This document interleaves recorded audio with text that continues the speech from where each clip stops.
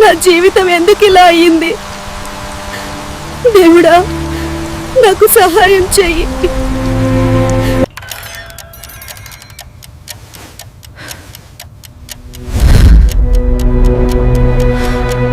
సమయం లేదు, సంబంధాలు చెడిపోతున్నాయి. నేను ఓడిపోతానేమో.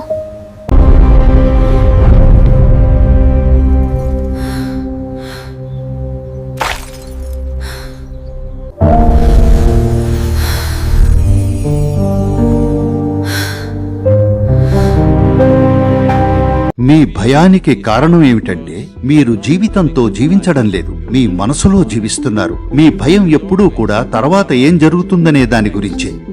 అంటే దాని అర్థం మీ భయం ఎప్పుడూ ఉనికిలో లేని దాని గురించే.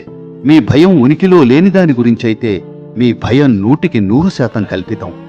అసలు లేని దానితో మీరు బాధపడుతూ ఉంటే దాన్నే మనం పిచ్చి అంటాం.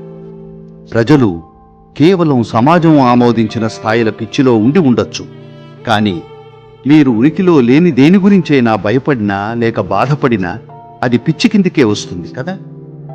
ప్రజలు ఎప్పుడూ బాధపడేది అయితే నిన్న జరిగిన దాని గురించో లేదా రేపు జరగబోయే దాని గురించో. కాబట్టి మీ బాధ ఎప్పుడూ ఉనికిలో లేని దాని గురించి. కేవలం మీరు వాస్తవంలో పాతుకుపోనందువల్ల మీరు ఎప్పుడూ మీ మనసులో పాతుకుపోయున్నారు. మనసు అంటే దానిలో ఒక భాగం జ్ఞాపకాలు, మరో భాగం ఊహలు. ఒక రకంగా రెండూ కూడా ఊహలే, ఎందుకంటే ఈ రెండూ ఎప్పుడూ ఉనికిలో లేవు. మీరు మీ ఊహల్లో కొట్టుకుపోతున్నారు. అదే మీ భయానికి మూలం. మీరు గనక వాస్తవంలో పాతుకునుంటే అసలు భయమనేదే ఉండదు.